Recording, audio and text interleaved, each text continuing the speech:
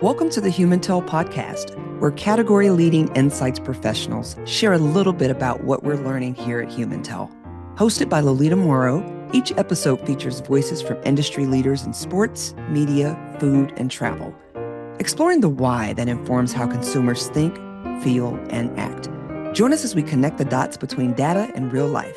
Here's today's episode. Welcome to the Human Tell podcast, where our category leading insights professionals will share just a little bit about what we're learning here at Human Tell. And we'll do this alongside cultural experts who provide additional perspective so that we can all better understand why people do what they do. I'm Lolita Morrow, VP of Brand Partnerships at MyCode Media and host of the Human Tell podcast. Now, in this week's episode, we are going to discuss what is driving the decisions people make when they're choosing snacks on the go. We'll talk about the trends in the snacking space, as well as the attitudes, values, and social forces that are driving them. Now, I'm joined today by two people who are experts in the snacking category, not because of what they eat, but because of what they know. First, I'd like to introduce our Human Tell member, Donna Foti. Donna is the Director of Consumer Insights and Analytics at Kind Snacks and the founder of the strategic consultancy AHA Brand Building. Donna spent over 2 decades translating insights to provide strategic guidance that unlocks brand growth. Welcome, Donna. Hello. Nice to have you join us today. Happy to be here. Now, I have to ask off the cuff, what's your favorite snack? I think I know the answer. What's your favorite snack? Well, I'm going to have to say that my favorite snack is one of the bars that I just finished eating, actually, which is my Kind protein bar. Fantastic. Any particular flavor? Yeah, I like the peanut butter. Peanut butter's fantastic, Crunchy actually. peanut butter. That's great. I love peanut butter. Oh, but also joining Donna and I today is our friend Hunter Thurman. Hunter is the founder of AlphaDiver. AlphaDiver. I told him I was going to mess that up. Where he and his team combine psychology with proprietary AI-powered data to really turn complex human behavior into clear, actionable strategies that really help guide decision making. Welcome, Hunter. Thank you. Great to be here. I have to ask you as well, what's your favorite snack? Well, I mean, it's going to sound like I'm kowtowing, but as soon as Donna mentioned that, I love the Kind minis. I really got into the minis because I like eating 5 minis and feeling like I ate less than one regular one. I love that. For me, I'd have to say just simple sliced apples because you can dip them in chocolate, you can dip them in peanut butter, you can eat them on the go. They have so many formats now. So uh, if an apple a day keeps the doctor away, let's hope that continues for me. But that's my favorite snack. The Honey Crisp. I live in Cincinnati, and the Honey Crisp apple season is. I laugh that it's like the original LTO. You know, the original limited time offer when fruit comes into season. That marketers think they made that up, but it's always been that way. I agree. And I also always say, life is just too short for a bad snack. So let's start today's conversation really with some perspective on the world that we live in and the role that snacking plays for us within it. First off, there's tons of research out there that really talks about our levels of anxiety today. When we think about it, there's anxiety from the economy, the climate, geopolitical instability, the social upheaval, and we're all dealing with it. Even mentioning those heightened a little bit of anxiety for me. But at the same time, we're leading increasingly busy lives. I've seen recent research that shows 6 in 10 Americans feel like they don't even have enough time to get things done that they need to each day. So when we think about it in that context, we have this overwhelmingly, n- n- I guess, desire to really associate positive emotions with snacking moments. It brings about feelings of happiness, confidence, excitement, right? All these things help dominate people's feelings about snacking. And we found that in one of the recent studies that was commissioned by the Human Tell Food Group. And as we'll see today throughout our conversation, we'll see that snacking is really taking center stage. It's taking the stage as a force for fuel, for identity, and even for joy. Um, so let's just start taking a look, I guess, at the big picture. Uh, Donna, you and I were speaking before we started the podcast, and you mentioned some really interesting work that was going on in macro trends and happiness. It'd be great to start off if you can shed some light on this for us. Sure. Yeah, so I agree with what you were saying that, right now stress and anxiety and depression are at all-time highs. And if you look at consumer sentiment regarding the economy, it's going down. If you look at the role that technology is playing, it's having a great impact at speeding things up, giving us more access, giving us more convenience. At the same time, there's sort of a form of techno stress that is sort of overwhelming to people, always having to be on, always having to be connected. So I think at the end of the day, people are really looking for just these little moments of me time and these little moments of joy. And they're trying to bring some positivity and optimism into their lives. And I think that a snack and enjoying a snack is this really easy way to bring this small moment of pleasure into your day. And it kind of gives you a mindset change. So it gives you a reset moment for you to just take a break, enjoy, and have some me time before moving on to the next task on your list. That's great. Hunter, you have any snackable thoughts you'd add to that? Yeah, I mean, totally agreeing. And what what Lolita, what you were kind of searching for the words for of like why we turn to this. It's what psychologists, behavioral scientists call emotional self-regulation. And there's tons of literature, tons of science that food and beverage are the best ways to emotionally self-regulate. So it's like everybody kind of feels this. We see it in the data that you mentioned. We certainly see it in our data all the time that that snacking is kind of like ground zero of emotional self-regulation. And all the things, Donna, that you just said, totally agree with. The only thing I'd add is, it's a reset moment, but it's also intentional. It's not Mhm. just, I think for a long time we've said, oh, it's this kind of me time, it's stepping away.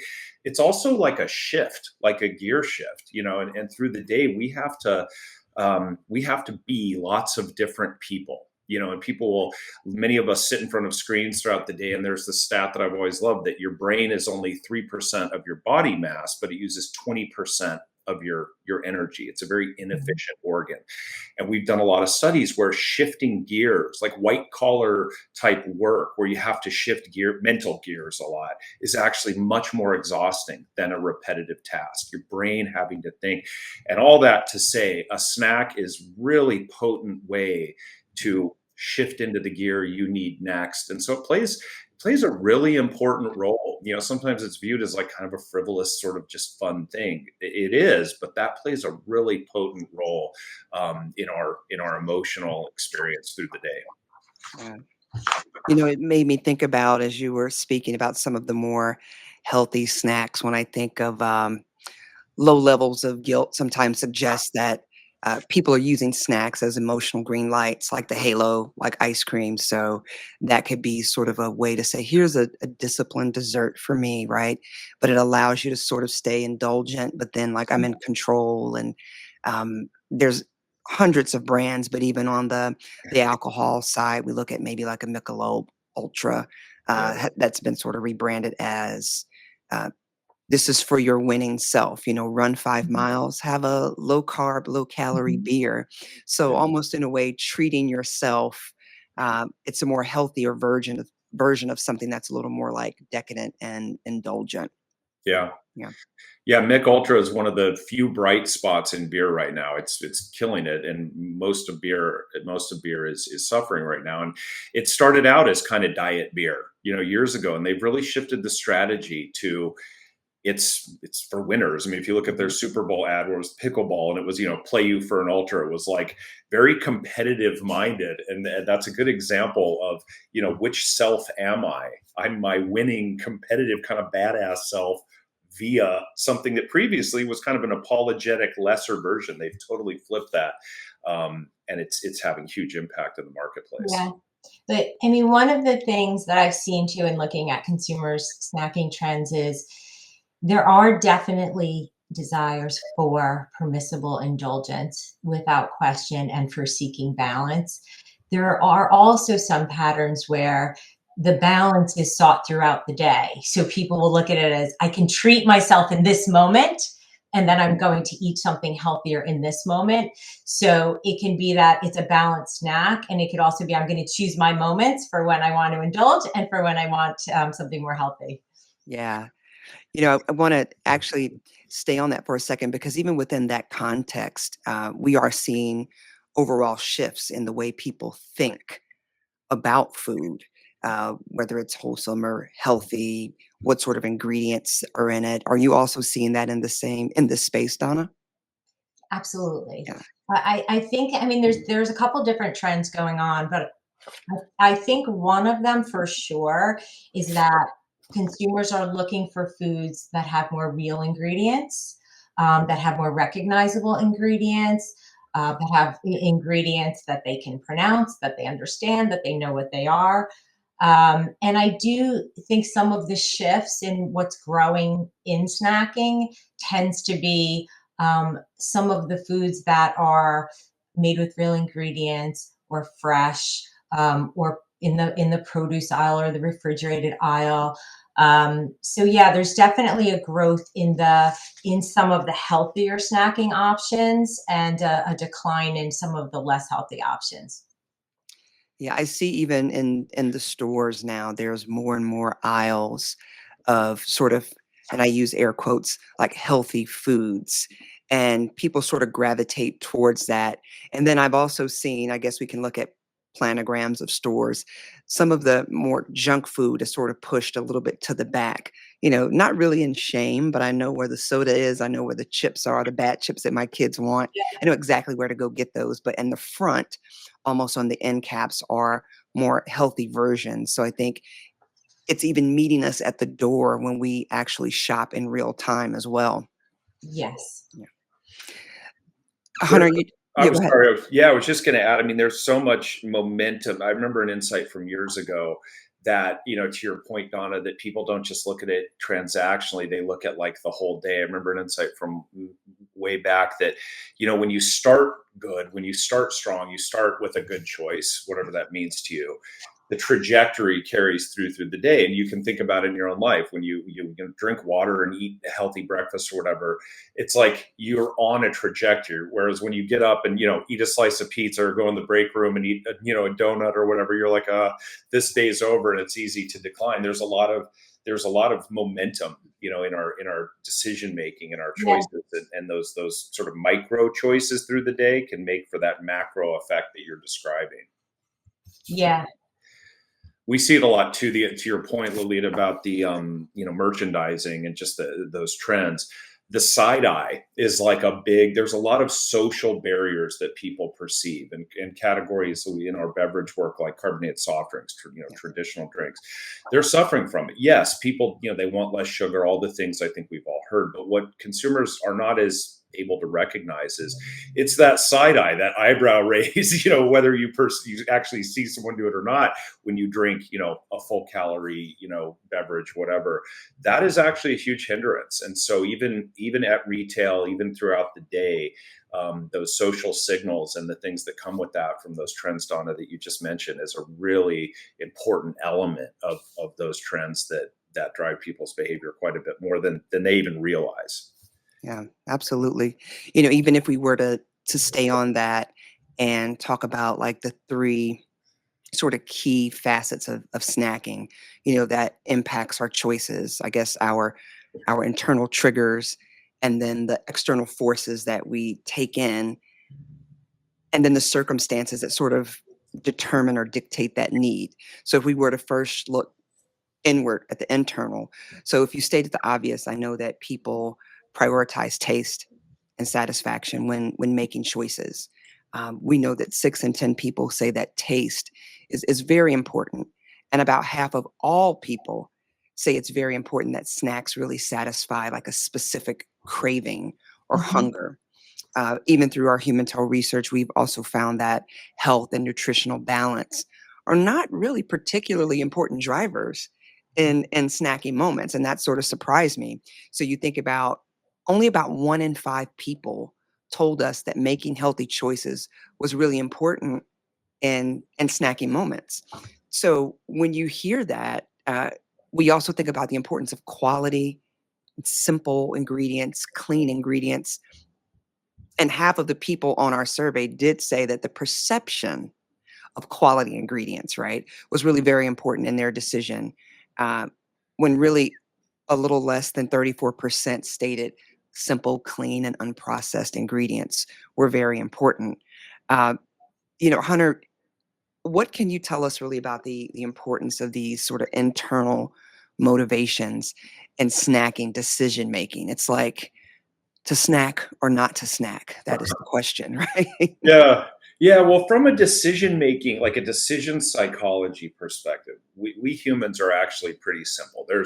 There's four lenses. So if you think about like the old cartoons where there's like the devil and a lot of people think about it exactly like the devil and the angel, but in reality, in our brains, it's like there's four little people on our shoulders, and one of them will come to the fore for a given decision. Two of them are internal. So you talked about like internal focus. One is very rational and one is very experiential. So the rational one is what kind of, I think that's where this better for you usually begins and ends. Like, oh, it's better for you ingredients like RX bar, like everything labeled on the front, pure rational. The reality though is sometimes we do an exercise that we call that's because squared, where you go, that's because. It's like, I want things that I recognize that are, clear and understandable. That's because I want to be like a little expert, like a little snack expert.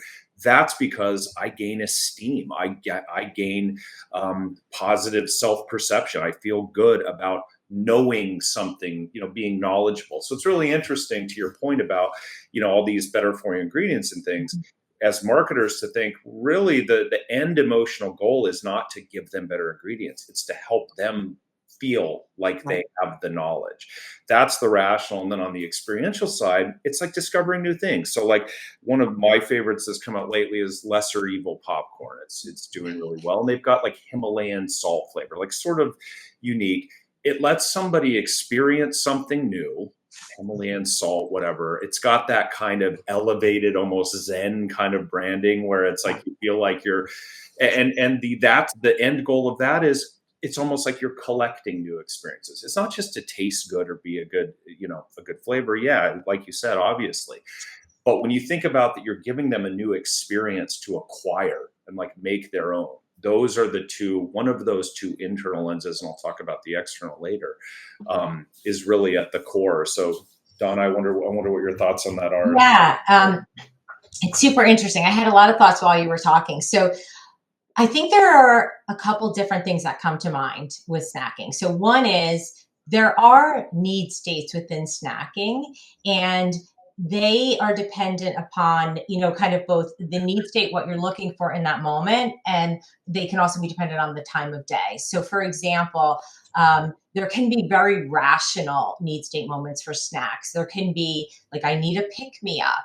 I need a treat. I need something to start my day off right. I need something to hold me over until the next meal. I need something to fill me up. I need something to give me energy. There are so many different, and if you look across all the different categories, different snacks are being chosen for sometimes very different reasons. So that's kind of the rational side of it. But then I do think on the emotional side of it, there is that element of wanting to feel good about the products that you choose and the brands you choose.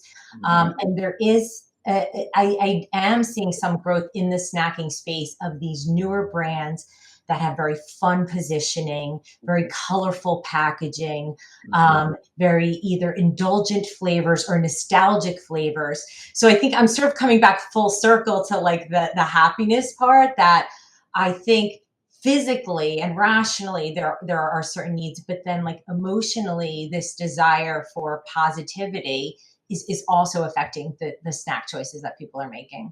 Yeah. Yeah.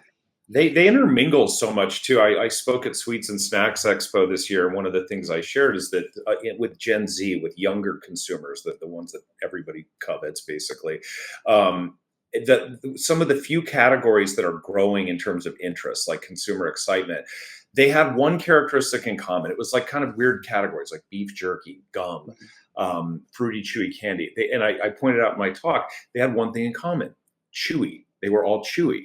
And it's like, okay, there's a lot of sensory value to chewy, but what I point and it's it's a good experience. But what I pointed out is from a functional standpoint, there's a lot of science behind the emotional benefits of chewing in terms of creating focus, stress relief. The act of somomastication, as it's called, chewing, is valuable. And so consumers aren't saying, oh, chewy things help me blow off steam and relieve stress, but actually functionally that is happening. And we're seeing it in their interest in the marketplace. So it's just, as you were talking about, the fact that it's never one or the other. The fact that they're commingled, the function and the experience often are very much tied together. Yeah. And they all sort of flow into, I guess, more of the second part, which are like those external cues that drive those snacking choices.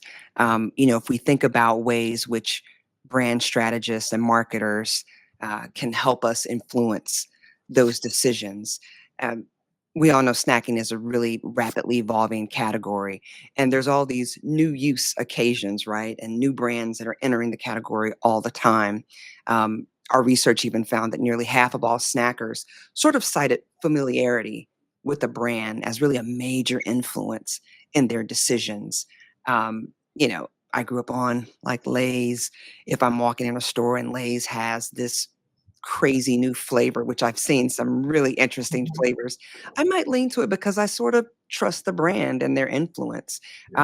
So even as the brands become even more important, that helps us as active snackers to make sure we have like brands that we are familiar with. But this is really far more than any social influence. Very few, I think 1 in 5 actually cite the influence of people that they know, right? And even fewer cited trends or social media. So I guess the big news flash here is, we all like to believe we're independent thinkers. Yes. And that goes to something you mentioned earlier, Hunter, when you were talking about the psychological cues that can shed light on the importance of like brand and community. Yeah, we did a forensic. We used our AI to do this forensic study of social media for the year, and I basically just fed it like, what are the biggest trends with Gen Z? What's different in now versus like Q1, like over the past 6 months? And the two things that came back that are like these huge TikTok trends are rich talk, which is like conspicuous, sort of conspicuous consumption, like kind of splurging. And then it's really interesting. The other one is that it's called the don't buy challenge. So it's like these two extremes. There's this like showing off and consuming, and then like extreme austerity. And what's interesting about it is while they seem so conflicting, they both have something in common. They're very much about external signaling. And it has huge impact. So you think about like rich talk and like premium snacking, premium products, premium experiences. And then you think about like the don't buy challenge on the other end. And that's like dupe culture, people, and I think about things like private label, whereas for decades marketers go, oh, they're trading down on price. It's like, well, now there's this thing called dupe culture and people are in don't buy challenge. That's a very different reason for austerity or making even snacking decisions. That's very external, very much about an advertisement to others, whether we like to recognize it or not. And I think savvy marketers realize that almost every decision has at least some social, some social weighing being made, even if it's subconscious. I'm just going to build on the thoughts about Gen Z. So, and it's very interesting because if you ask Gen Z how they feel about brands or how they feel about marketing, they will tell you, I'm not persuaded by brands and I don't care about marketing. And if anything, I'm anti-marketing and I don't want to be marketed to.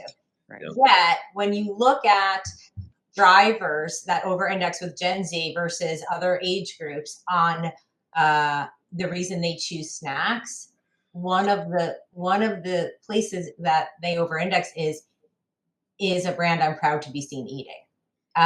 So even though they are not consciously saying that marketing or branding influences them, they do place high importance on purchasing products or brands that they feel proud to be seen eating. And I think some of that comes from their own personal, maybe brands that fit with their own personal values.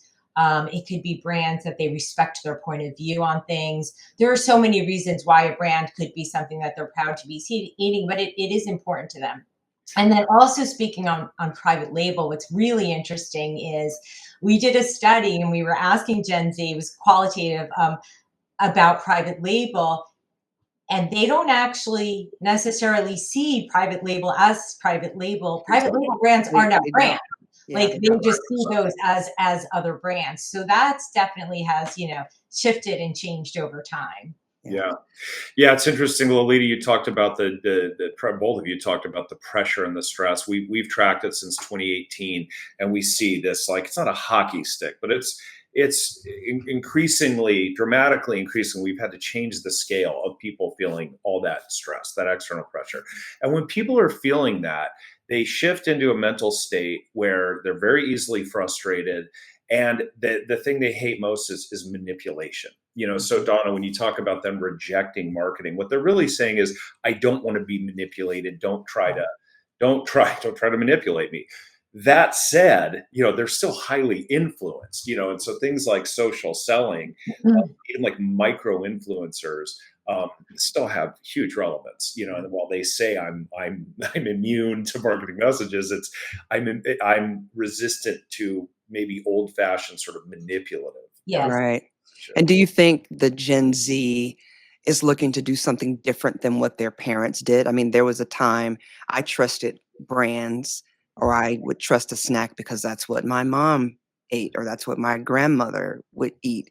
But now I think the Gen Z, the group is looking for sort of forging their own path and their own choices. So it may not even matter what you see in the household or what you saw in the household growing up. Would you agree with that? I would. I mean, what they want is participation. They want to participate. In the olden days, you worked at a company for 25 years. We've all heard the adage, or you got a mortgage, you did all the things, and the American dream followed. It's widely recognized. Everybody's like, no, all those things don't happen. They're not going to sit back and just trust a brand. They're not going to sit back and just trust their employer. They want participation in it. And I think that goes for, your points, Don, on media and marketing, but you've got to give them a voice. And it's an interesting time to be a brand marketer because you've got to cede some control. You've got to give them some control. And there's many things in the past few years where there's been some missteps where brands gave people control. So it's a very delicate balance, Don. I wonder your thoughts on that. Yeah, The brand issue is interesting because I've seen evidence of both sides of the coin. So for sure, new brands that are speaking to them, but there is still this nostalgia trend we talked about. It's true. Actually even stronger among Gen Z. So I do think we are seeing some nostalgia, whether it's for brands or flavors that are like from their childhood. Maybe there's just some some comfort, like PB&J or birthday cake, or so. Yeah, it's kind of, I think it goes both ways. Looking for newness and excitement, but then also finding some comfort and familiarity. That's really interesting. I mean, you're right. You're totally right. There's a paradox when you're under stress. You either want to basically if you ask any psychologist, stop them on the street, there's one thing that human beings crave: control. We want control over our fate, our future. And of course, that's sort of the tragedy of the human condition. We never have control, but we're always trying to get it. And exactly your point, you can either, like when you're feeling stressed, you can either take control, which is some of that stuff that I was talking about, or you can sort of outsource it. And when something is trusted and familiar, like you said, Lolita, Lay's for you, legacy brands that you had, like 90s nostalgia has been a big thing, then you can feel in control without having to work so hard. And so I think that if brands can understand, and it's just a reframe, it's how are we giving them control? Are we like a trusted thing? And their participation is by saying, yeah, I remember that. I'm part of that brand. That brand's part of me. And I feel comfortable because of it. Or are we actually like letting them choose the next flavor and things? Is it like passive control or active control? But I think that paradox is not as it's not as maybe as mysterious. Mhm. Understand it through that lens of like why they're engaging with kind of both ends of that spectrum. Yeah, I'd say, but even maybe playing devil's advocate as well, there's still a lot out there in this world. There's just so many choices. The considerations of packaging and price, is there a way to help sort of reduce that friction? We discussed how a strong brand can really help alleviate, some of the friction for consumers. And there are many other things that snack brands can do to really help make decisions easier for a consumer. If we look at it from practical needs, some of the top snack decision drivers include things being easy to carry, right, or easy to eat. How long can it maintain its freshness? Does it Mhm. state it on the package? Is it clear? And then providing like great value for the money. All of those things are very important, but about 30 to 40% of all snackers really describe these as necessary and important. So if we thought practically, Donna, um, how can snack brands really help make sort of wading through all of those choices just easier for consumers? Now, particularly at the point of sale. And that's so often where snacks are purchased on the go, and we see a lot of those impulse decisions. Yeah, for sure. A couple thoughts come to mind. One is simplification of packaging for sure. Um, and I'm sure that it varies based on the category that you're shopping in, but overall, consumers are spending, seconds at the shelf. And so it needs to be really clear what your product is, what the key either benefits, claims, or positioning are, because consumers aren't spending a lot of time reading the front of package at shelf, Right. and it is so influential. I know from prior work earlier in my career. There was a packaging change made, and it literally resulted in a 20% sales decline. So, it, it, and when the change was reversed, the sales came back. So it does tell you how important what you're showing at shelf is, that it needs to very quickly, very easily communicate to consumers. Um, the other piece is value. And value is an interesting one because if you talk to consumers, they will always tell you that they want a better price. Hands down, consumers want it cheaper. But from some other research that I've done, what we learned was it isn't necessarily the absolute price, it's that they want to feel like they're getting a good deal. So even just having it an on sale or a promotion at shelf, it's sort of speaking to the consumer wanting control or wanting to feel empowered. It makes them feel like I'm being a smart shopper and I'm getting a good deal. And Mhm. it actually can be even more impactful than having a lower everyday price point. Yeah. Yep. Yeah, pricing is a place where behavioral science to me is just so rich because there are so many things, heuristics, semiotics, all these big words. There are so many ways we make decisions that are so irrational. Meaning it's not necessarily just price. And I'm always coaching like shopper teams. If the only thing you give them to by which to compare is price, they'll use it. But that's not what the brain wants. That's not the frictionless way to buy it. We see all the time that what we call emotional cost or mental cost is actually far more punitive. And like a brand like Oreo suffers from this. They've done really well with this really like stated like innovation. There's constantly all these crazy Oreos coming out. The one big barrier that creates is when someone's standing at that shelf, it creates a lot of work. I mean, people aren't like passing out cold, they're so exhausted, but it's like you're having to scan and use all sorts of different mental functions to search through 40 SKUs of Oreos or whatever, and it's punitive. It matters. And so exactly to your point, Donna, using these tried and true principles of attention and how people create meaning, how they scan through a package. There is a scientific print, a scientific formula of how you do it. And exactly your point, brands that do that, reduce that friction, Mhm. or on a website, landing page or retail or whatever, they will benefit in spades, because really what people are looking for is not cheaper. They're looking for it easier, um, Yeah. simpler. And there's a lot of ways to do that. But unfortunately, I still hear a lot of senior leaders so focused on price, that many teams are still ignoring. And given the current environment, I think they're ignoring some of those richer levers that aren't just mere price reductions. I've had a lot of people say, we cut price, we went on promo. It didn't drive the volumes. It didn't work. You're right. There's tons of case studies where that demonstrate exactly what you just said. When you think of all those psychological barriers that you spoke to, where would you rank, I guess, the physical need? It doesn't really seem to be as um, important at that point of purchase, because I want it now. I'm not thinking about the physical effects later on. There's some interesting things that happen between, they call it IC and FC, if it's for immediate consumption or future consumption. And we have different decision-making criteria that we use. And so typically when someone's thinking about something for future consumption, they like, retailers talk about basket building. Everybody's after basket building. If you can trigger this cognition for future consumption, they'll buy a greater variety, because what's happening in their brain is they're like, well, I want to make sure I have plenty of options for down the road. I don't know how I'm going to be feeling. And I think in snacking, it's a really powerful, it's a powerful force. For immediate consumption, it's much more impulsive. What will feel good, look good right now. And so they're driven more towards sort of a more singular, like, gut reaction. So I don't think I addressed your point exactly, Lolita, but there are really interesting things that happen. And if you think about the difference between which lens they're using, are they shopping for self? Are they shopping for household, for future?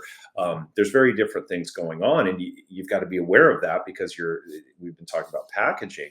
Your packaging should be attuned to whichever one you're trying to really serve. Yeah. I'll just add, then I'll pass it to you, Donna, if you have additional thoughts. As you were talking, I saw myself in the grocery store, and I saw specifically in the um, Italian ice section, Mhm. instead of getting 1 to 2 flavors, I got 7, because I have 2 kids, and I'm like, "Well, let's just let them try it out, like, at home." So we got Yeah, 7 of them, and they're just trying them out, making these decisions. So I almost, like, brought the store to them per se, yeah. uh, because I want them to have a connection with it, uh, and not force them, like, "This is it. It's just cherry. That's all you have." So I see myself as that person in the store buying multiple options as well. So I probably would get the double stuffed Oreos, the regular Oreos, the golden, all of that, just to see which one I like the best. Yeah. Yeah. Donna, you have anything to add? Yeah, other than that, you're making me hungry. I know. Yes, yeah, you're making me want another snack. Is what I have to add. Okay, all right. So, you know, I I think we've hit on some really key points. So if we, pun intended, gathered all the snacks here of what we've been talking about, uh, you know, I'll start with you, Donna. I guess, what main points would you want our audience to sort of take away from the discussion today about sort of the on the go snacking moments? I mean, I don't know if it's really, love at first bite, but what points would you share with our audience? Yeah, I mean, I think there's a couple things. I think it's always really important to keep in mind the context, the broader context. And to me, that broader context is things like how consumers are feeling, like, in the world and in life today. And that's some of the things that we had talked about, and what they're really looking for. And the idea of this holistic health and well-being is something people are looking for more today than ever before. So, they want things that are kind of, mind, body, soul. They're looking for, physical, emotional, spiritual nourishment in general. So I think that, I know that sounds very, very big and lofty for snacking. But I do think that it is something that, even this snack moment of joy and pleasure can tap into. And it's something just to be cognizant of. The science backs you up 100%. I said it earlier, and like you said, it's like, wow, that sounds pretty grandiose for a snack. It's not. I mean, it is a key way that we humans emotionally, maybe the key way that we emotionally self-regulate. And I think that's absolutely right. And what I would add is, Clayton Christensen years ago, coined the whole, they don't buy brands, they hire them to do jobs. They don't buy 1/4-inch drill bits, they buy 1/4-inch holes, all that stuff that we marketers love to throw around. And the job, the jobs they're hiring to do are not merely functional. So Lolita, when you bought that Italian ice and you asked about, like, what should the packaging say? It's a physical need. You really weren't buying Italian ice. What was in your brain was, this will be a cool experience with my kids. This will be something that I'll get credit for bringing into the house, and I'll enjoy seeing them try it. The job you were hiring that to do had very little to do with what the product was. And so I think that's just, it's sort of marketing 101. It's brand building 101. But what are they picturing? Even when you're thinking about, Donna, your point, occasions and need states, those sort of, I need to pick me up. What is it going to let me do? What is it going to let me feel? And that's where some of that stuff, those big lofty isms, that you kind of pointed out, they're not so lofty. They're not so ethereal. It's like, no, I can actually drill down and make my brand, my offering deliver that, as long as I understand it, better than the brand to my left and right. And those emotional jobs, those, who do I want to be next? How do I want to feel as a result? Even if it's very functional, like Mick Ultra, I don't want to feel like I'm on a diet drinking diet beer. I want to feel like a winner that's not wasting my, that's well balanced. I work hard, play hard. Those feels are still the difference maker, and they can really elevate you from the price, race to the bottom that many brands find themselves on. So, I think that I think, Don, everything you said, all the literature, all the data back it up. Yeah, I was thinking back to the beginning of the conversation, snacking as a low risk, sort of high reward activity, something we can control. Even in very difficult times when we have anxiety. And then as we look at it, maybe you're not selling snacks. Maybe we're shaping states of mind, maybe bringing all of those various flavors for my kids. I wanted to be seen as the winner, as the great parent, and they had choice and opportunity. I think we'll continue to snack on the thoughts that we shared today. And, I think that's the last snack pun I have, but this was a really interesting and exciting conversation for me, because it's so relevant to everyone. And even though we're wrapping up today's episode of the Human Tell podcast, I do want to thank Donna and Hunter for sharing your perspectives with the audience. And thanks to everyone who came by to listen. And I really hope that this conversation really gives you something to think about the next time you either step into a store or step into your pantry. The why behind what we're eating, what we're reading on the packaging, the coloring, where it's located, all of those things really come into play.